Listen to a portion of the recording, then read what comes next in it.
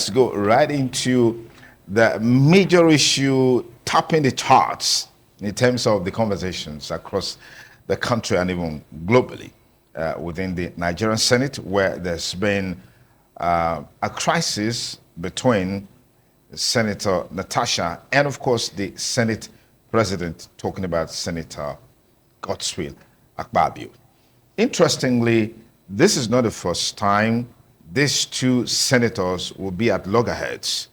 Some time ago, the Senate President made a comment regarding Senator Natasha's reaction on the floor, where he said that, I mean, this is not a clubhouse, which was, inadvertently interpreted to mean that, Natasha shouldn't behave, Senator Natasha shouldn't behave like someone at a club. But the most interesting part is that in today's crisis or the conflict brewing up between Senator Natasha and Senate President Godswill Akpabio is that Senator Natasha has alleged sexual harassment. I mean, in that interview, she gave a vivid account of how this took place. But taking it further, wife of the Senate President has also joined in the fray, describing the accusation as baseless and, of course, threatening a lawsuit in the region of 250 billion naira. Well, this is just the latest. And over the weekend, a video trended. That video, I'm sure Anu has a lot to do with that video because she looks forward to those kind of videos.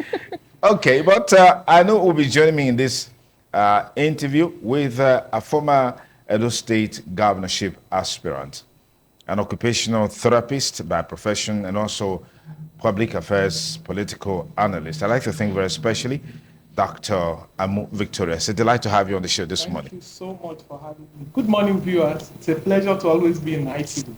Fantastic.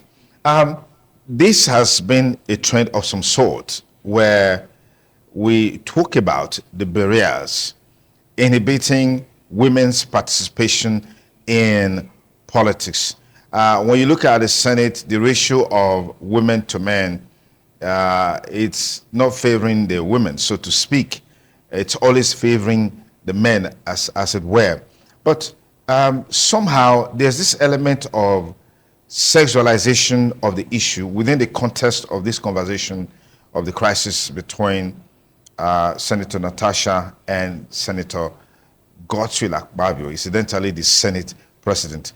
What do you make of these issues as it relates to barriers, inhibiting women's participation in politics as an ongoing issue?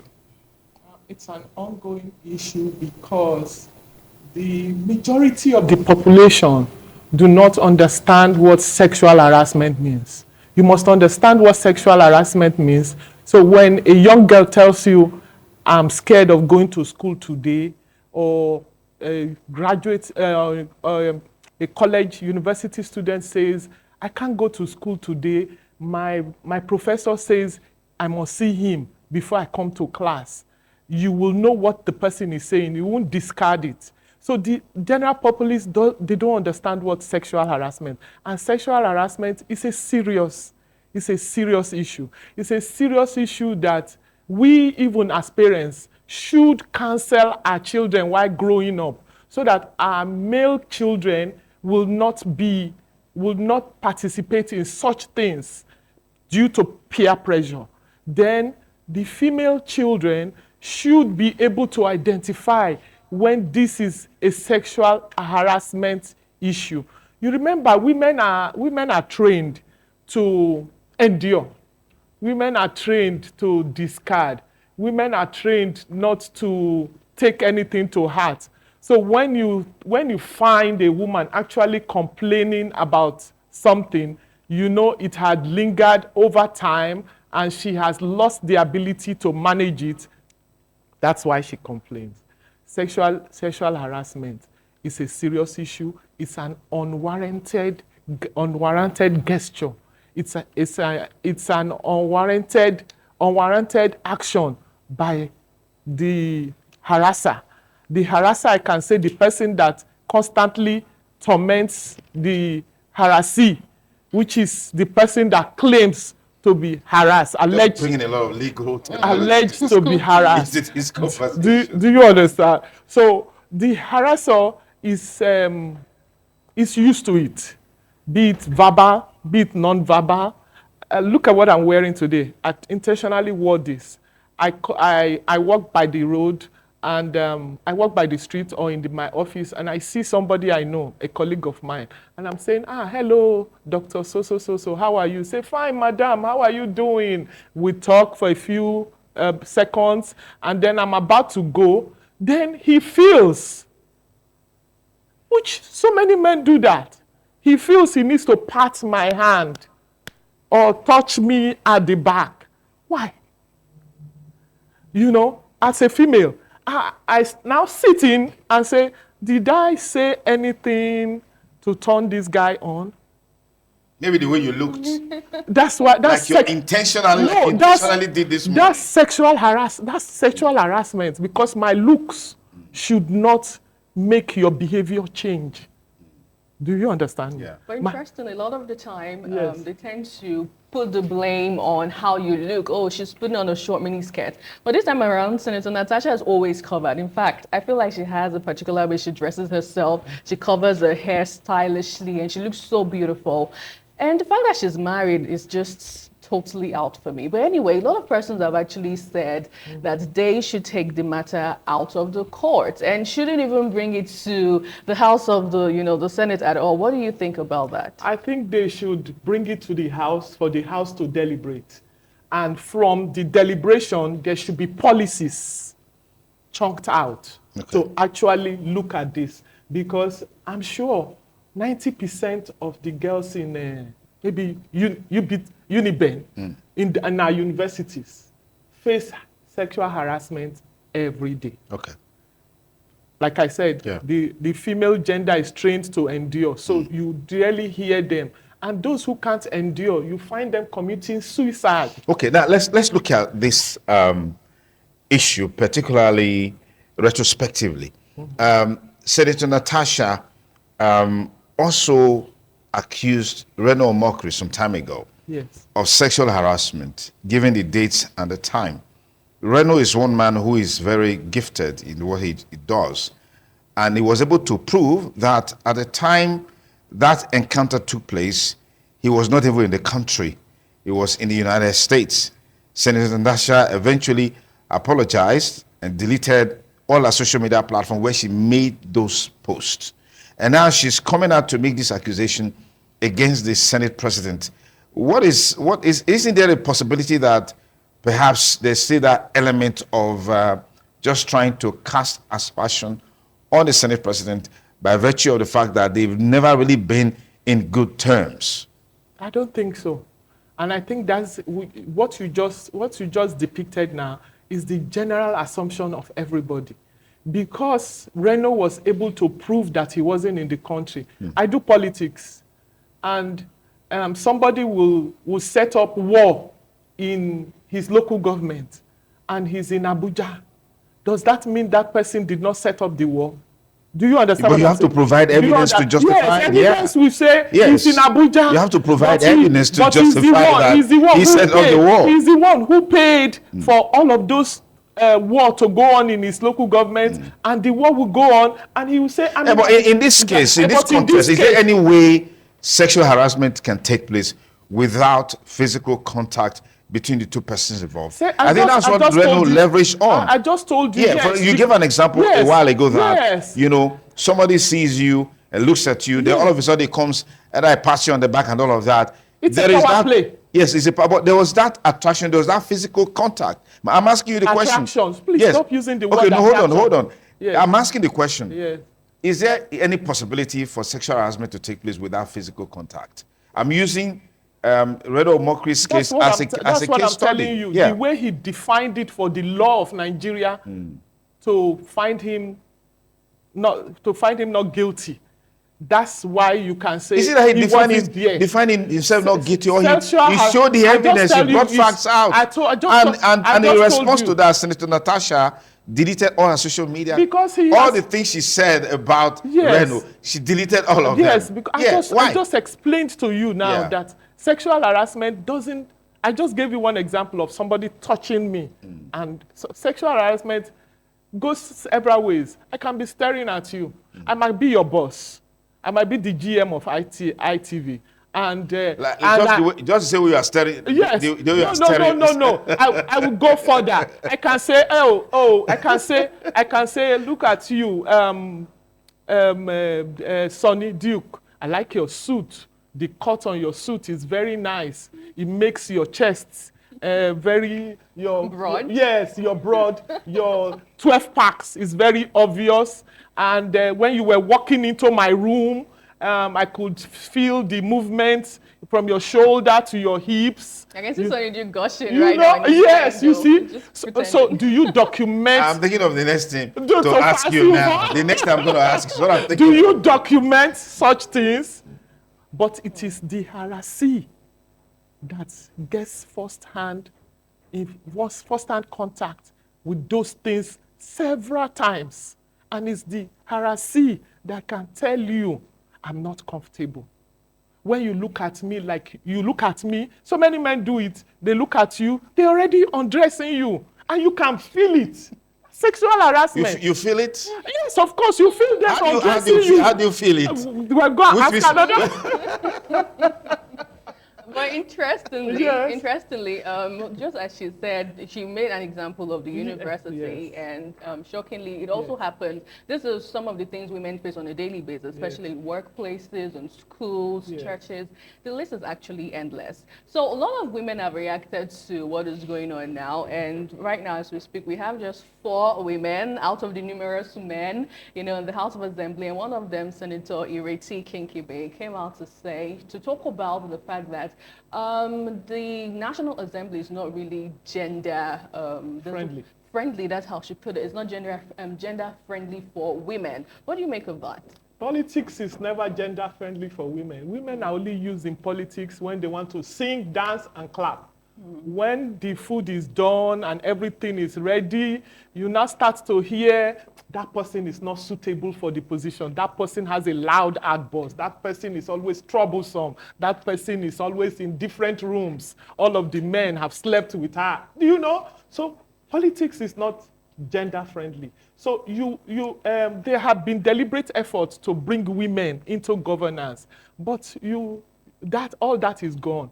But women advocates have said, if you cannot bring women that you play politics with, that go on and campaign for you and win the election with you, bring your family members. But there is a need to increase the number of female in governance.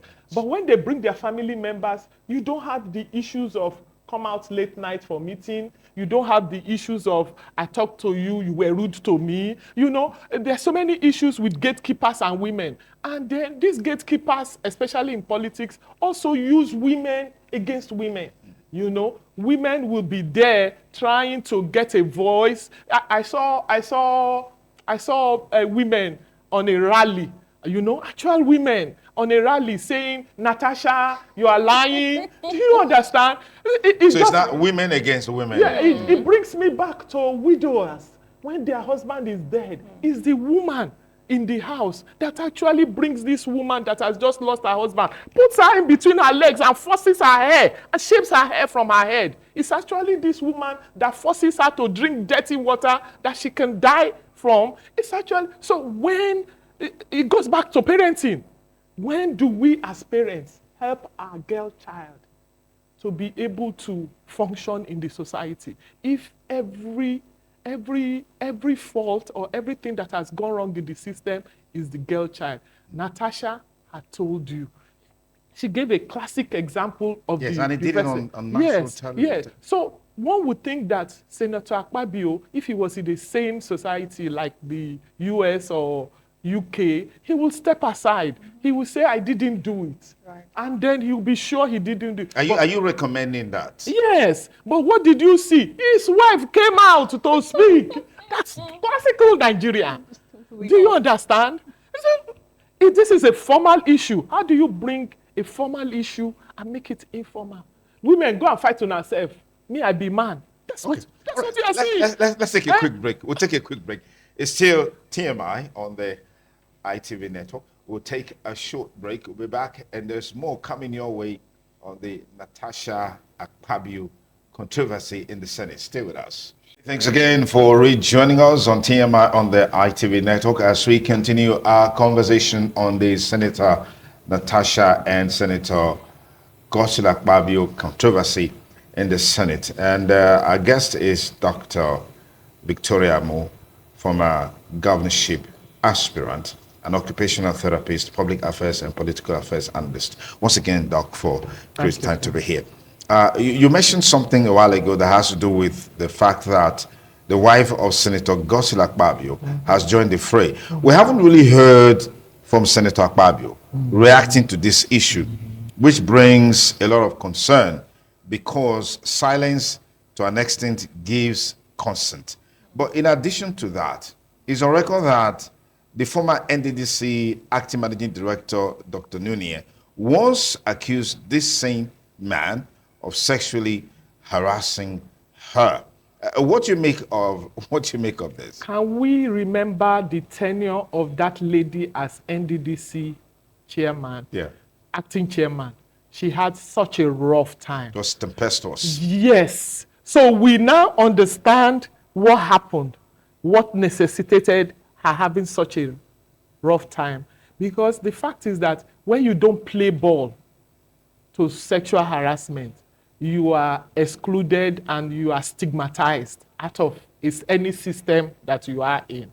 So those who have survived, the women who have survived in the political system are siblings, children of political office holders, where nothing can be done to them and nothing is done to them, and there's no power play. There's nobody coming to tell the daughter of a senator or the daughter of a governor or the sister of a governor, hey, you need to do this, otherwise I won't let them pass this for you. I will take you out because you are the family of the person. So only those kind of women are exempted. But beside that, no other type of woman. That woman, the NDDC woman, had so much trouble. She couldn't even function as an NDDC chairman. All the privileges that the former NDDC chairman had, who was a male, it was non-existent for her. Every move she made, it was hitched. Somebody was stopping her somewhere. So, and her experience is what she told you. And her reaction to that experience, when I told you women are trained to bear a lot of things. Men will say, women talk too much, women can't do this, women don't have stomach to keep anything, but women keep a lot of things. Women are the ones in the home who know when you are just bad.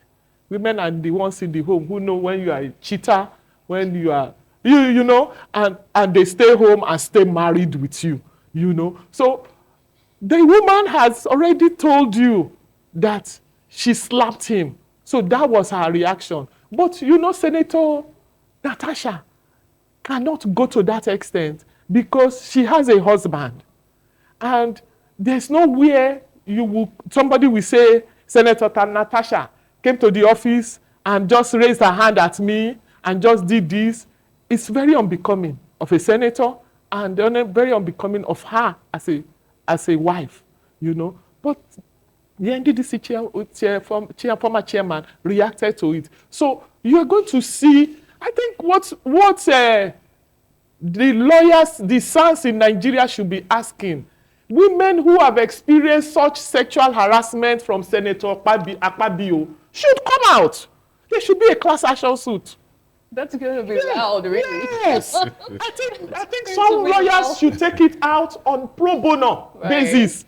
Do you understand me? When you put it out on pro bono, we are not going to charge you. The law firm of so want to hear from women who have actually experienced sexual harassment from Senator Akpabio. Then you will see a long trail. But interestingly, news actually have it that both families are friends. Interestingly. Right? Yeah. Yes. Shockingly at the same time. Yeah. And the story she narrated of the last incident last year, both of them actually shared the same birth date, Yes. before their birthday. Her husband was there, was at the back making call, and Senator Akpabio was taking her around the house, like a show off around the house, holding her hand. I wonder why you hold a married woman's hand in the first place. But And because you said just now they are friends, they are family You friends. know them. That consanguinity is already there. I know they are No. friends, family friends. Is that not what you said? Yes, but About Deep in my mind. I want to hear him friends. out. They are You friends, know? family Yeah. friends. They've known each other. They've been Yeah. relating. Even Senator Akpabio's wife also alluded to that. yes, she did. So that's really brings a lot of dimension to the One conversation. good thing about the husband, is that the husband came out as a pillar of support To the wife. Yes, you find some men who are husbands to wives, like senators or powerful women. When such things like this come out, they say they will be the one in the house chastising the woman. It's your oversabi. It's your oversabi. You shouldn't have talked. You should know it's a man now. Leave him alone. You are bothering him. But it's refreshing for me. It's so refreshing. It shows the depth of respect that man has for his wife, the depth of commitment that man has to his marriage, and the knowledge from the years of staying with that woman as his wife.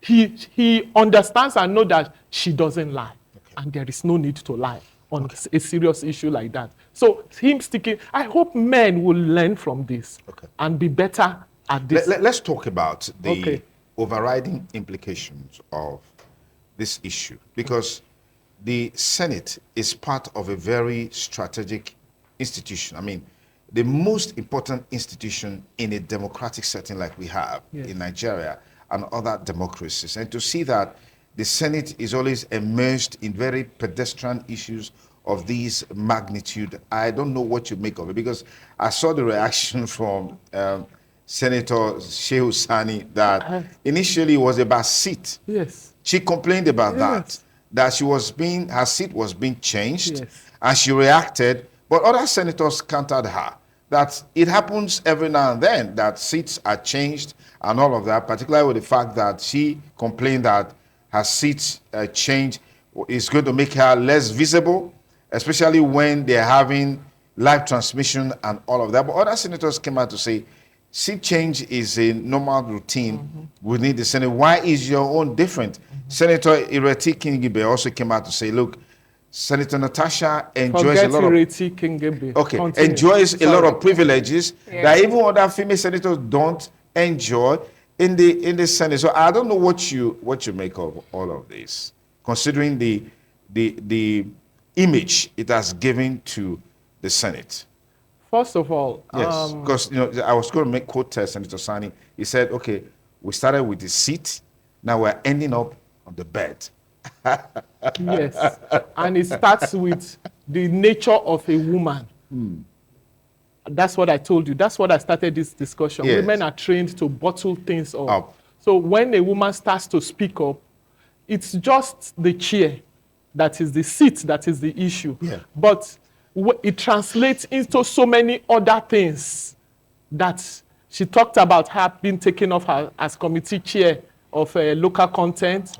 It talked about issues that she's not allowed to present any of her budget, any of her constituency project.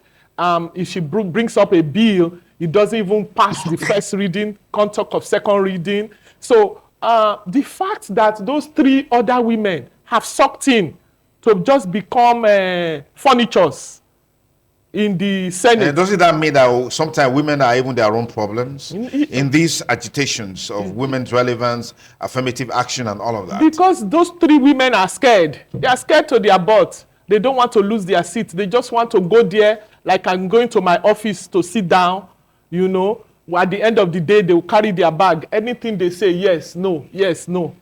They're scared. And those are in women movements, we say this kind of women are the wrong women to bring in. What is the history of political activities of Ireti Kengebe? Ireti Kengebe came on board because she's affiliated to somebody in power and they had money and they sent her into Senate. What is her history of, they sent her into Senate and then she started campaigning. what is her history of campaign. I can tell you that I've been in the political limelight for the last 18 years. I used to make fun of it even on the national television that if I was a messenger, 18 years now, by now I'll be director of messenger. But you know, because you are a female,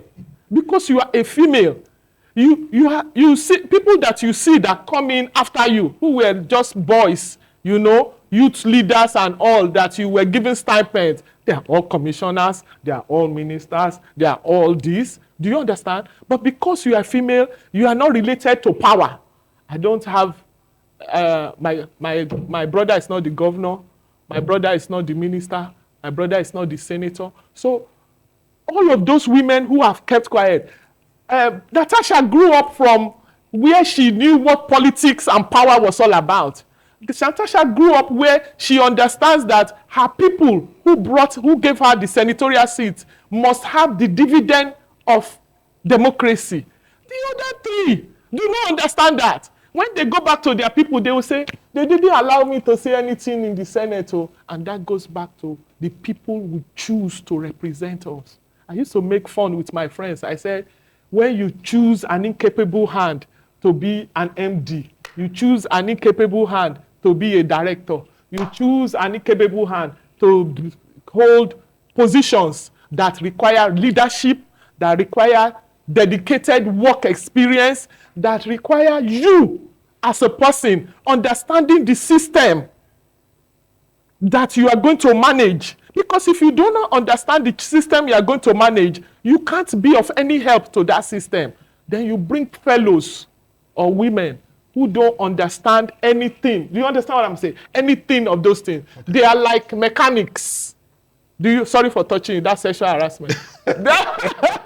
That's all you came here to do today. And I'm going to, after this program, I'm going to speak with my lawyers. Yeah, I'm going to speak with my lawyers. So, what was that? You made me lost my train. Okay, so I was going to ask about women supporting women, because that phrase has come to be in the mud with the reactions we've seen, especially from the women folk. Yes. We've seen Senator Ireti Kinkibe come out to react. A lot of persons were not cool with how she reacted. Yeah. And also one other lady as well came out to even say that, just ignore Senator Akpabio, is a jovial person. Yes, that's Senator Olujimi from, I think, Osun State or so, or Ekiti State. Right. Yeah. So Senator Natasha should not take him importance, or even Nigerians. What do you make of that? It's very sad, but it's an endemic in the Nigerian system. I'll give you an example. When I was running for governorship, I was the only woman running for governorship. You know, I wasn't in any political position. It was like my raw money I was using, you know. Whenever I have to meet with women, I'll give them something substantial. You will now see men telling those women, don't go. You will see one of the women that I calling the man that is also trying to run for this governorship, say, Victoria is going to be in this local government. What do you think? The man will tell her, don't let her go enter. Don't make it impossible for her to enter. You know, then those women. And I already have prepared what I think is enough money for them, which is way beyond. If I've prepared 10,000 or 15,000 to give each person, they will not come. Half of them will come. Then the man, he's not going to give them even 2,000. He's going to give them 1,000. They will be there. So why? So that is women. Why? That is women. You know, that is women for you. And that's why we say, until women start to understand their position, start to agitate like Natasha, start to agitate for what is right. If I play politics, please give me the opportunity to serve my people. You know, so that because I better understand them. I know where their hunger level is. If you bring a stranger from Japan, doesn't know where the hunger level is. The 4 years that stranger is going to be in that position, it's like a man going to learn mechanic. If your small boy or this thing goes to learn mechanic for 4 years, by 4 years, will you even understand the system of all the cars, or the particular car is going to understand? So that's what happens. So women are engineered to fight women. So what are we saying? We're saying women in politics, they should brace up. Stop agitating for women leader, because that pisses me off. where women only agitate for women leader. Women leader is not even in the organogram of the political party. Yeah, of the political party as statutory leaders for meetings. You know, why will women not want to be secretary, legal advisor? Yes. Why will there are strong women in the local government who could be LGA women leaders? You know, there are strong women who could be world women leaders who have their homes. So until we start to see increase in those numbers, women who can be world chairmen, women who can be secretary to local government, women who can be organizing secretary at state level, women who can come out as chairman of a political party, until we start to see increase in that. By next year, after this Senator Natasha, you will not see any woman in the Senate. Quote me, Victoria Amu. Are you prophetically, I'm telling you negatively now, I'm telling you, you will not see any woman because they will shut down all the women for Senate. You have never seen women besides Senator Danjuma and Afegbua. Those were power brokers. They came with money. Danjuma. So is money a major factor inimical to women's progress politically? Money and power. I mean, share from your experience. Money and power. Your stem must be power, and your power can't be. This is my leader. He loves me. He doesn't love you. He likes me. He doesn't like you. So you must. If you are his child, you are his brother. You are the sister. Yes, he likes you and he wants you to progress. You know, so it's power and money. So those two women that have held the Senate in this Edo state come from big power block and big money block. And the family, it's a family with integrity, and they were ready to give it all. You understand? Yeah. So after that, you haven't seen, after TVA in the House of Assembly, we thought that during TVA's time, there will be more women coming out because that was the time of 35% affirmative action. Affirmative action. Okay. We didn't see. We just saw women as special assistants, and it's nauseating. Okay, but at least it's something we can. No, it's not something. Okay. It's not something. Okay. All right. You know, because there are so many. Why do you have so many women in the medical line? It was used to be saturated with men before. In the legal, why do you have women there? Because women have shown their capacity ability. Yes, to function. Yes. All right. Thank you very much, Dr. Victoria Amu. Is always a delight to have you here. Thank you for bringing so much knowledge into this conversation.